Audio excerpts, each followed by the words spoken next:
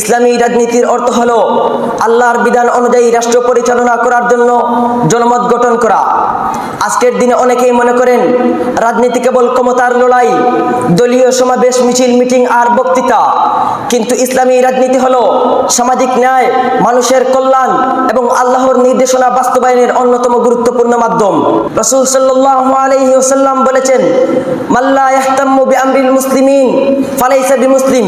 যে মুসলিমদের বিষয় নিয়ে উদ্বিগ্ন নয়, সে প্রকৃত মুসলিম নয়।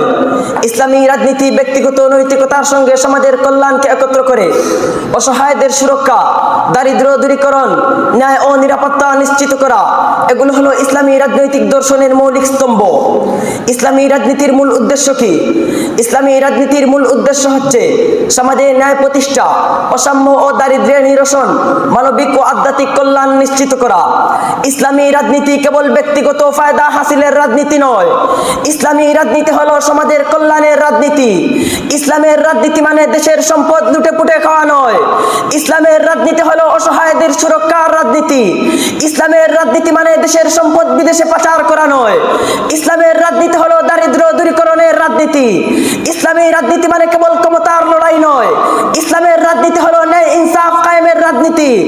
ইসলামের রাজনীতি হলো আল্লাহর জমিনে আল্লাহর বিধান কায়েমের রাজনীতি।